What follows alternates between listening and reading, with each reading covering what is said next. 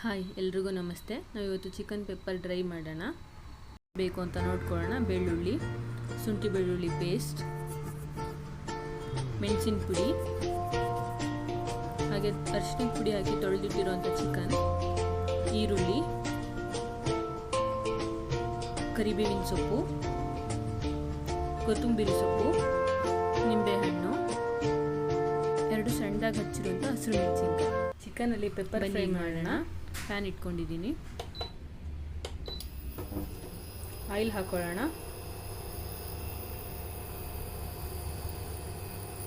ಅತಿ ಕಡಿಮೆ ಸಾಮಾನು ಬೆಳೆಸಿ ಚಿಕನಲ್ಲಿ ಹೇಗೆ ಪೆಪ್ಪರ್ ಫ್ರೈ ಮಾಡೋದು ಅಂತ ನೋಡೋಣ. ಹಸಿರು ಮೆಣಸಿನ್ಕಾಯಿ ಹಾಕ್ತಿದ್ದೀನಿ.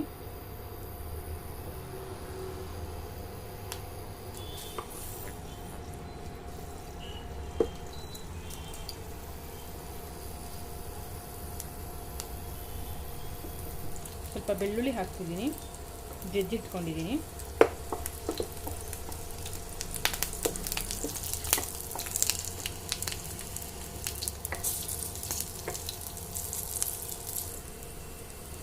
ಕರಿಬೇವಿನ ಸೊಪ್ಪು ಹಾಕೊಳ್ಳೋಣ. ಕರಿಬೇವಿನ ಸೊಪ್ಪು ಹಾಕ್ತಿದ್ದೀನಿ.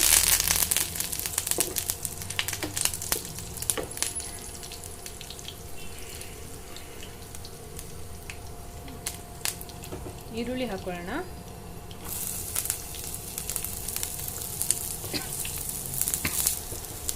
ಈರುಳ್ಳಿನ ನೀಟಾಗಿ ಕೆಂಪಾಗೋ ತನಕ ಫ್ರೈ ಮಾಡ್ಕೊಳ್ಳೋಣ.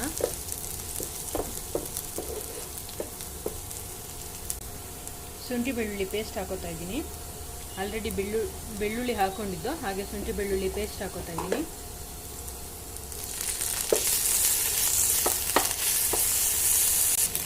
ನೀಟಾಗಿ ಅರಿಶಿನದ ಪುಡಿ ಹಾಕಿ ವಾಶ್ ಮಾಡಿದ್ವಲ್ಲ, ಆ ಚಿಕನ್ ಹಾಕೋತಾ ಇದ್ದೀನಿ. ಅರಿಶಿನದ ಪುಡಿ ಹಾಕಿ ವಾಶ್ ಮಾಡಿಟ್ಟಿದ್ದು.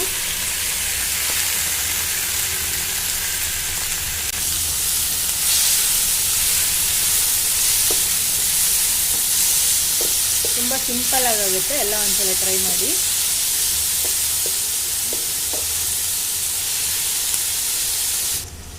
ನೀವಿಲ್ಲಿ ನೋಡ್ತಿರ್ಬೋದು, ಚಿಕನ್ ಬೇಯ್ತಿದೆ. ಮತ್ತು ಇನ್ನೊಂದು ಸ್ವಲ್ಪ ನೀರು ಹಾಕ್ಕೊಂಡು ಇನ್ನೊಂದು ಸ್ವಲ್ಪ ಬೇಯಿಸ್ತಿದ್ದೀನಿ.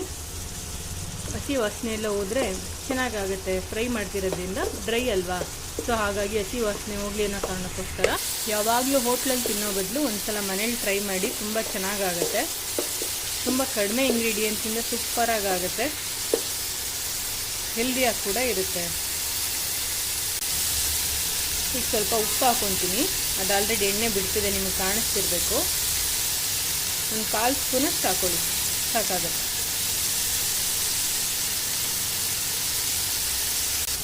ನೋಡಿ, ಈಗ ಆಗಿದೆ. ಎಣ್ಣೆ ಬಿಟ್ಟಿದೆ, ಕಾಣ್ತಿದೆ ನಿಮಗೆ ಅನ್ಕೊತೀನಿ.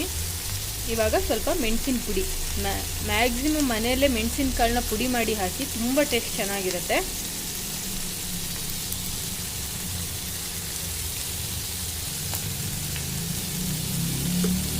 ನಾನು 1 ಸ್ಪೂನಷ್ಟು ತೊಗೊಂಡಿದ್ದೀನಿ.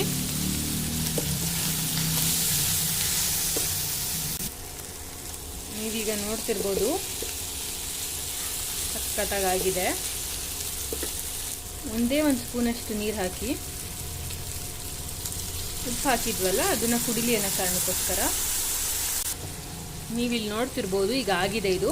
ಇದಕ್ಕೆ ನಾವು 1/2 ಲೆಮನ್ ಕಟ್ ಮಾಡಿಟ್ಟಿದ್ವಲ್ಲ ಅದನ್ನು ಹಿಂಡ್ಕೊಳ್ಳೋಣ.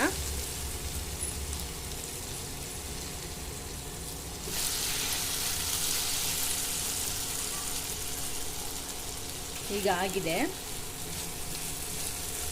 ಕೊತ್ತಂಬರಿ ಸೊಪ್ಪು ಹಾಕೊಳ್ಳುವ.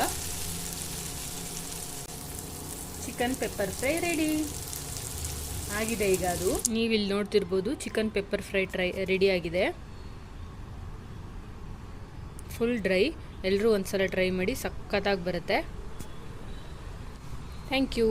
ಎಲ್ರಿಗೂ ಇಷ್ಟ ಆದರೆ ಲೈಕ್ ಮಾಡಿ, ಸಬ್ಸ್ಕ್ರೈಬ್ ಮಾಡಿ.